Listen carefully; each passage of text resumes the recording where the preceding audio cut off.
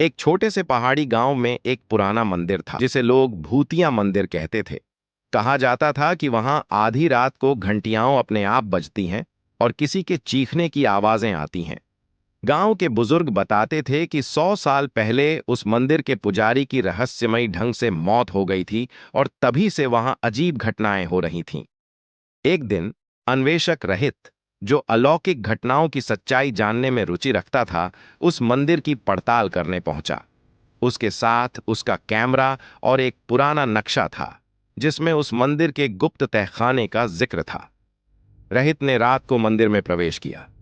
जैसे ही उसने कदम रखा, पुरानी मूर्तियां दरारों से भरी दीवारों के बीच चमकने लगीं। अचानक घंटियां तेजी से बजने लगीं, जैसे कोई गुस्से में हो। रहित ने साहस बटोरा और तहखाने के दरवाजे की ओर बढ़ा। तहखाने में घुसते ही ठंडी हवा का झोंका आया और दरवाजा अपने आप बंद हो गया।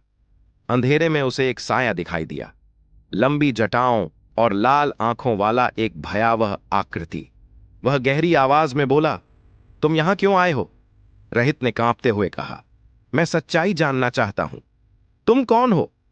उस आकृति ने ठहाका लगाया और बोला, मैं वही पुजारी हूं जिसे लालच और धोखे से मारा गया था।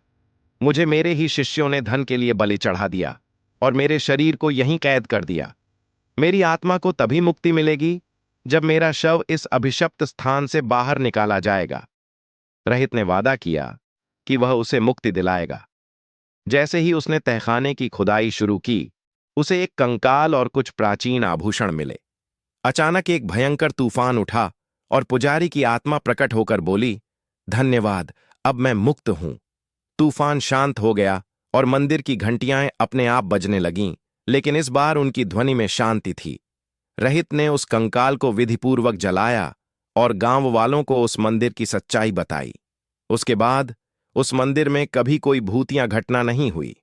लोग वहां फिर से पूजा करने लगे और रहित ने उस रात को हमेशा के लिए अपने दिल में बसाकर रख लिया। एक रात जिसने उसे डर से नहीं, बल्कि सच्चाई से रूबरू कराया।